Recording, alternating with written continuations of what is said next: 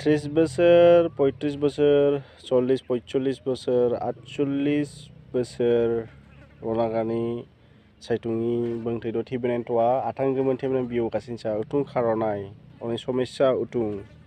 अनं उथुं लामटा ना हयत चांबा मिचिक पेनेम मानतुंनि पेनेमसा जबन मासैमोन ना चांबा हयत एपिनि पेनेम मानतुंनि चांबा मिमोन लैमोन ना गसाय एपिनि खोम थाखा फैसा थनसा बेना थाखायमोन लाना नोगोखौ थनसा बेना थाखायमोन लाना उदुनि सुसुंनि ना बेनानि गोमोन उपां बसर लागेन जे फाङो टिए आलु आलसा पुमुर आजं साद बिउ गासैउ बेनां बेनासन तो गनो बेना गासै मानो अनो बेना थाखायमोन बिउसैउ तो एबाय उदगकसन सुसुंनिचौ माने बिउ गासैनिया जेने थेने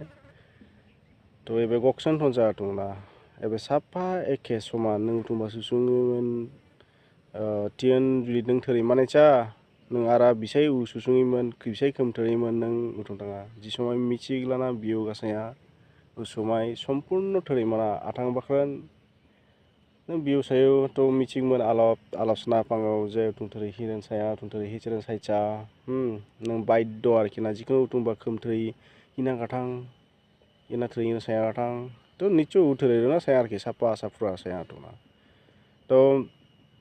बायद बासाया आरोखि ना नों थोरै निगेना आरोखि ना बिउ सायौ साजं ना गासलांनि ना नों मिचिदना गासलांनि नि थवाथाया नों तो फरियाल गासलांनि नि सायथाया नों उगसा बायद साया आरोखि ना आनोगमान मिचिलानि खोब प्रयजन तेन माने लानिगा अन फांनिसा अपां बसर लागेन फाङायमोन तेबेन बिउ सायचरन आरा उथुङा सामगो आरोखि ना नों अपां बसर लागेनान जुदि नों थोरै मानायचरन टि पजन थोरै मानायचरन आरा बिसै थोरै गुङि बिसै आरा खामायगुङि उद सुसुङिमोन फांगवा तो बिउ गासैनिगा जिफांखाय बसर फांथुङि बंथैद' थवा नांखसा बंथैद' आं इयन